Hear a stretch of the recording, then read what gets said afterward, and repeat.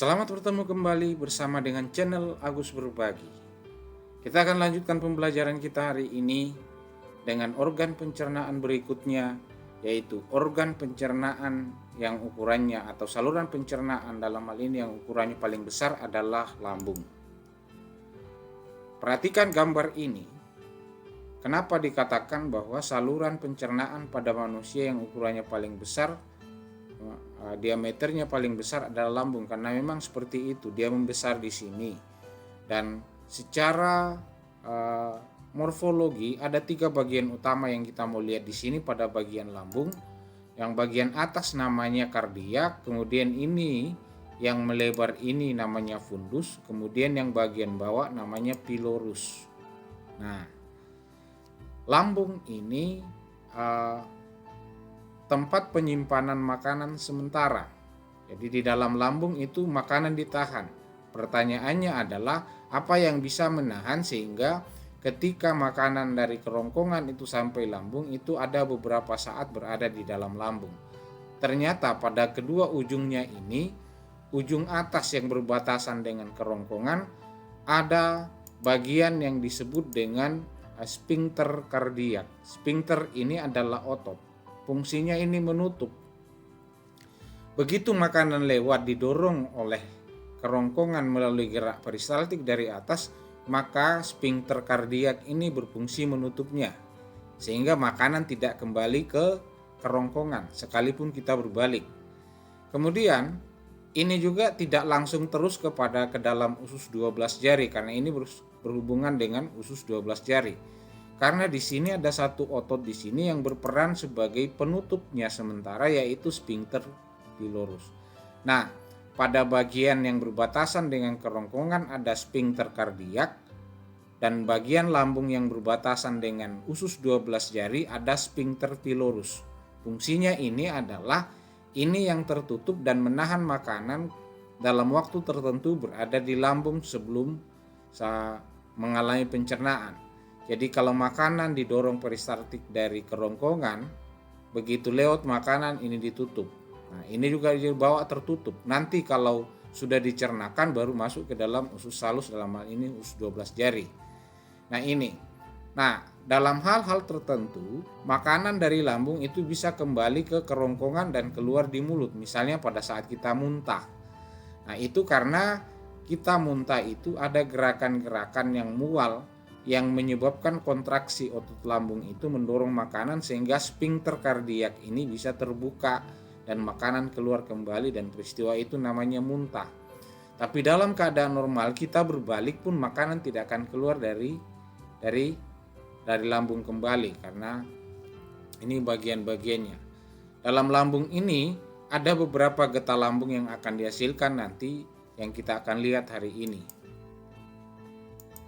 Berikut, terjadinya pencernaan di lambung itu bisa terjadi secara kimia dengan menggunakan enzim. Kita akan lihat nanti enzimnya adalah enzim apa.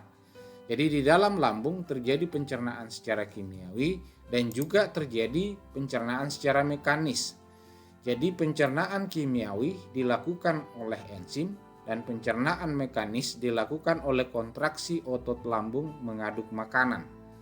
Jadi di dalamnya itu diaduk terus, makanan dicernakan secara mekanis. Selain itu juga bekerja enzim yang ada di lambung yang berperan untuk mencernakan makanan secara kimiawi. Jadi dua-duanya terjadi, kimiawi dan mekanis.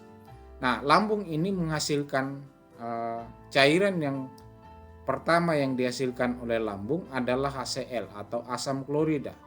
Lebih populer disebut dengan asam lambung.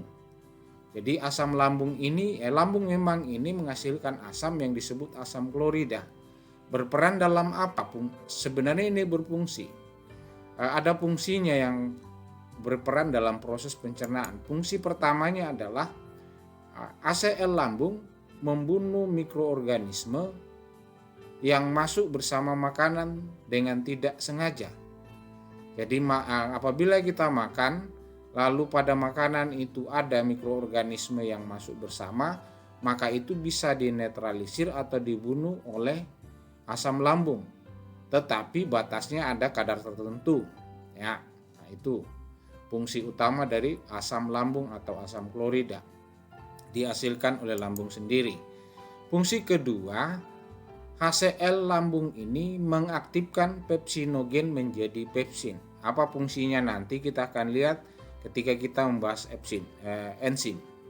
Jadi HCl ini yang mengaktifkan pepsinogen menjadi pepsin.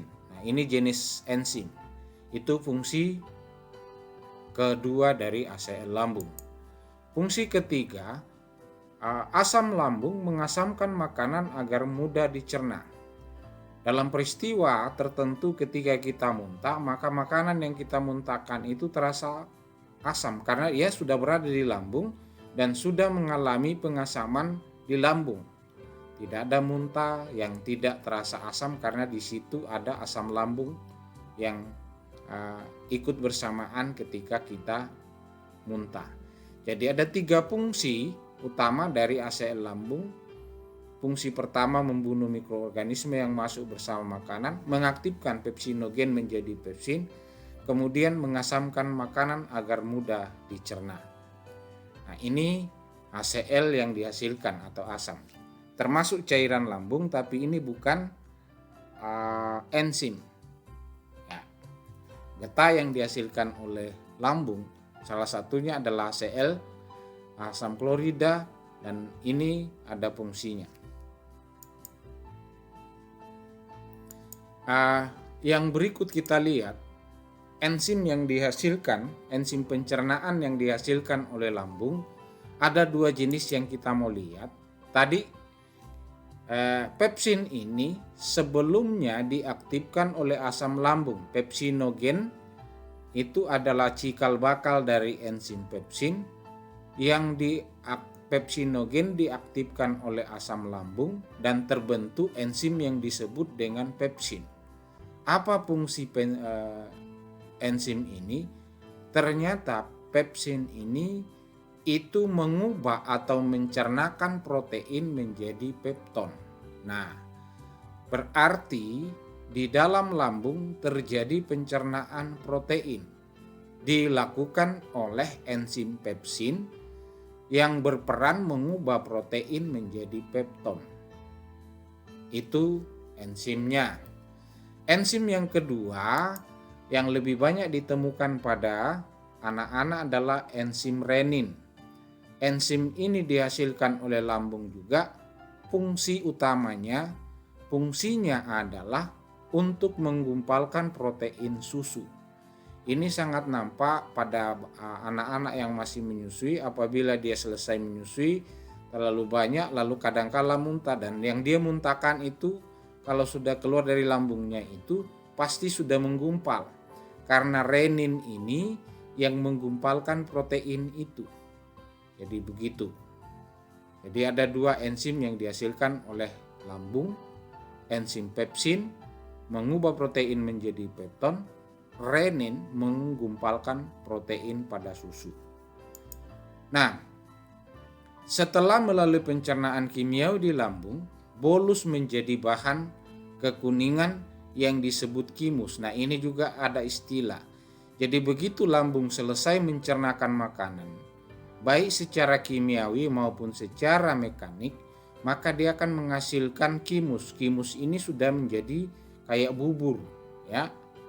Nah, ini bubur nanti lama kelamaan setelah itu kimus ini akan masuk sedikit demi sedikit ke dalam usus halus.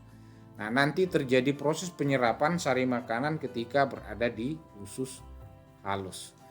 Nah, ini tentang lambung. Demikian pembahasan kita hari ini. Sistem pencernaan pada manusia, utamanya pada organ yang paling besar, saluran pencernaan yang paling besar, yaitu lambung.